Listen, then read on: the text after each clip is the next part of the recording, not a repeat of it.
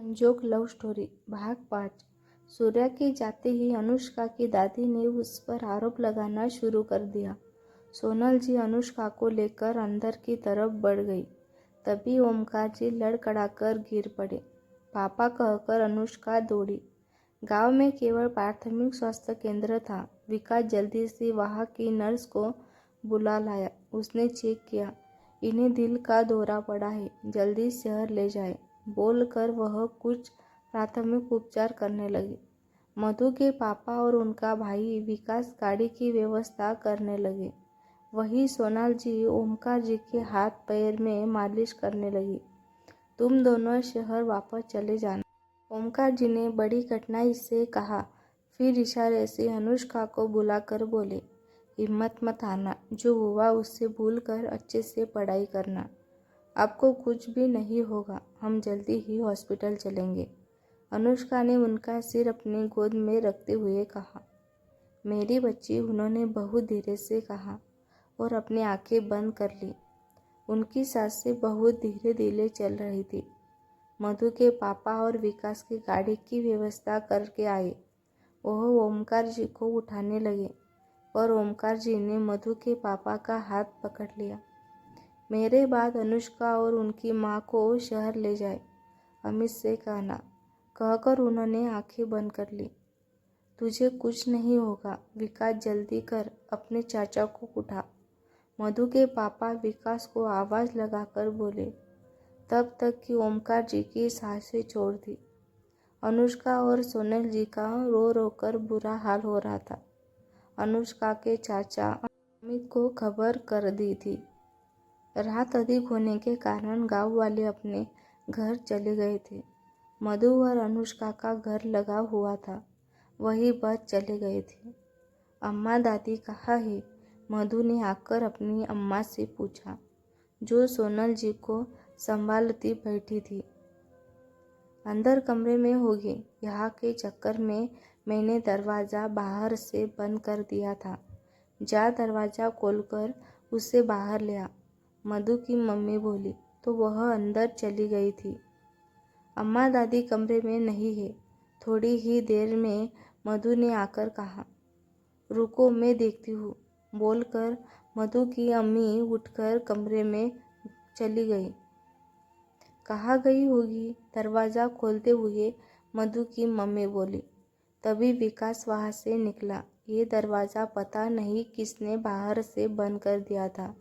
संध्या दी को बाथरूम जाना था तो मैंने खोला था, वह अपनी मम्मी से बोला। पर संध्या तो बाथरूम में नहीं है। वह बोली, बाथरूम में नहीं है तो कहाँ गई? विकास भी आश्चर्य से बोला। थोड़ी ही देर में बात दोनों घर में फैल गई। मधु के पापा सिर पकड़कर बैठ गए। विकास अपने एक दो दोस्तों के साथ गांव से थोड़ा दूर तक देखने गया, पर संध्या नहीं मिली। सबको समझ आ गया कि संध्या के चक्कर में वो लोग अनुष्का को उठा ले गए थे। सुबह होते ही पूरे गांव में ओमकार जी के नहीं रहने और संध्या के भागने की खबर फैल गई थी। अनुष्का के चाचा आ गए थे। दोनों घरों में मातंग पसरा था। ओमकार जी को ले जाने की तैयारी हो रही थी।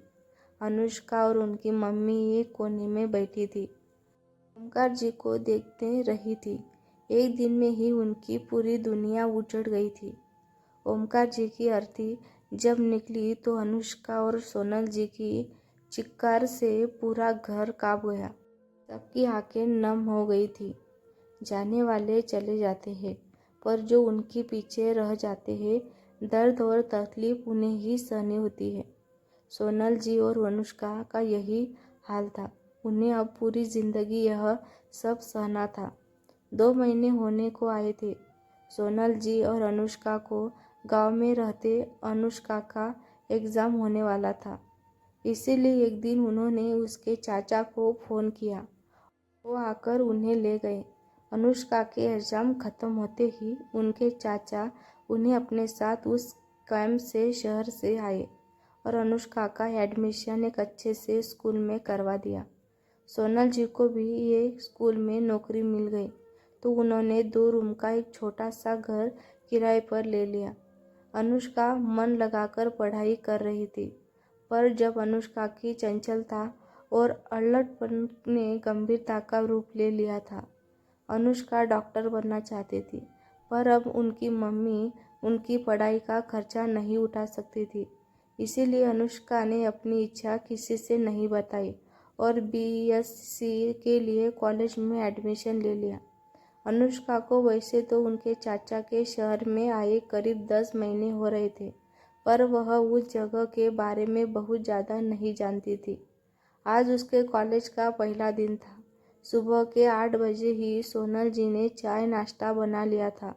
उन्हें भी 9 बजे स्कूल जाना था।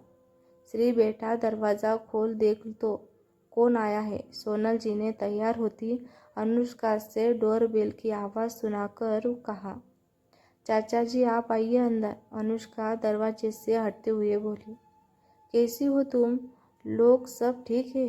अनुष्का ने सिर पर हाथ रखते हुए बोले। उनके साथ एक लड़की भी थी, अनुष्का की उम्र की। हम लोग तो ठीक है अमित, वहाँ से सब कुशल मंगल है। सलोनी जी किचन से आते हुए हंसकर बोली। अमित जी हंसने लगे। भाभी आप भी रोज़ दोनों देवरानी जेठानी बात करते हैं और आप आज मेरी खिंचाई कर रही हैं। सुनकर सब हंसने लगे। ये माला है, मेरे पड़ोस में रहती है। इसने भी अनुष्का के कॉलेज में एडमिशन लिया है। दोनों साथ जाएंगे, जाकर सोचकर मैंने इसे आज ले आया। अमित बोले, ये तो अच्छी बात है, श्री को साथ मिल जाएगा। सोनल जी बोली, हाँ भाभी जी, श्री को भी रास्ते पता चल जाएंगे। साथ जाने से श्री बेटा मिल ले तो इसमें अमित जी बोले तो अनुष्का आगे बढ़कर माला से हाथ मिलाने लगी।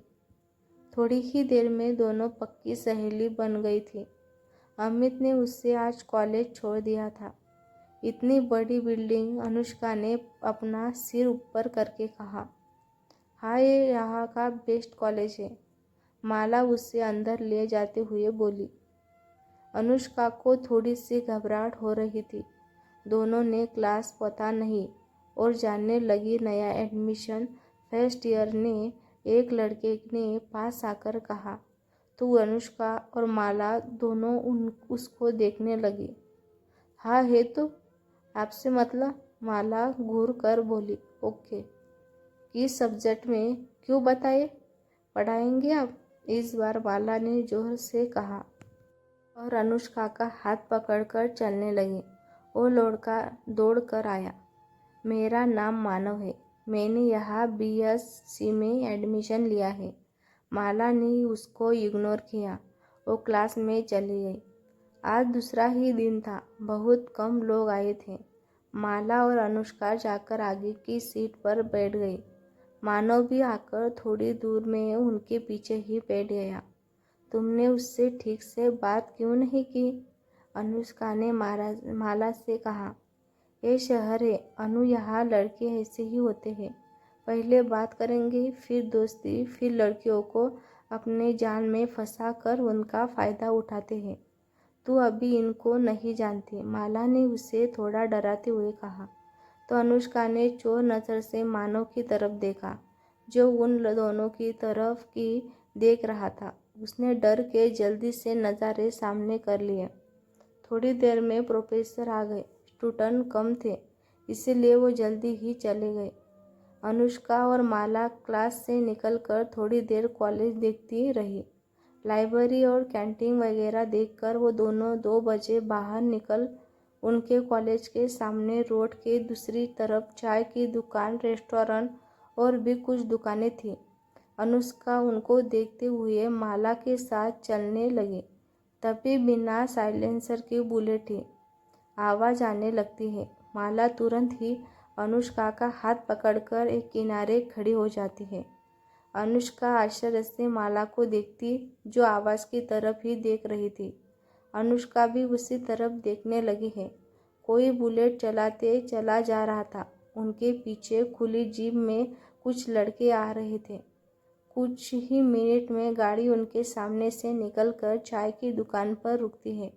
बुलेट वाला लड़का शान से उतरकर कॉलेज की तरफ देखता है।